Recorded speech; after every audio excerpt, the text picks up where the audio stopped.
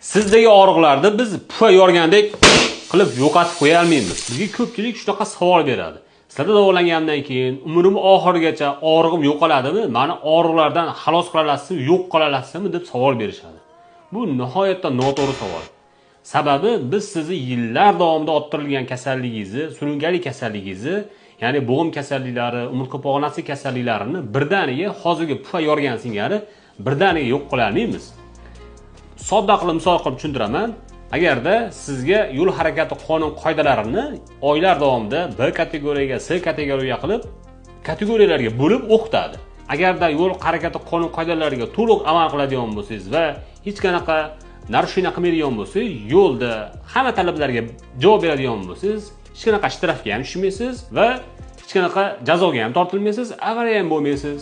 Lekin tartib qoidani buzadigan bo'lsangiz, tezlikni oshiradigan bo'lsangiz, mast holatda yo'l harakati qoidalarini buzib mashina boshqaradigan bo'lsangiz va peshobodda qo'yib yubormasangiz, avariya ham bo'lishingiz mumkin, gayiga ham tushishingiz mumkin va shtraf ham to'lashingiz mumkin. Xuddi shu singari biz sizni umringiz oxirigacha yo'l harakati qonun qoidalarini buzmaydigan qilib qo'ya olmaymiz.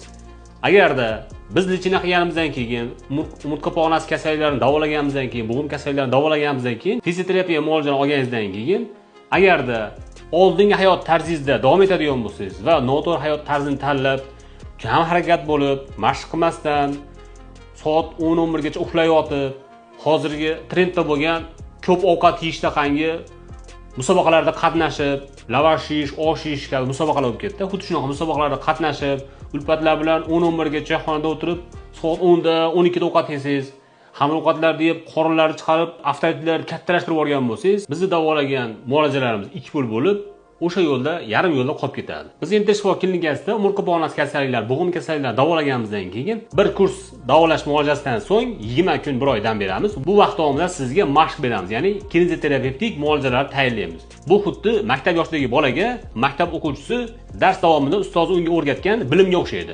Bu bilimda o'quvchi uyiga kelib, o'z ustida ishlab, uy vazifalarini bajaradigan bo'lsa, o'sha ustozi bergan mashqlarni, masalalarni tub mohiyatiga yetib, uni ong ostiga joylashi mumkin. Uni inson xohlagan paytda xotirasidan chaqirib, masala tushgandan keyin mashq berilganda uni bemalol yechishi va yuqori baho olishi mumkin.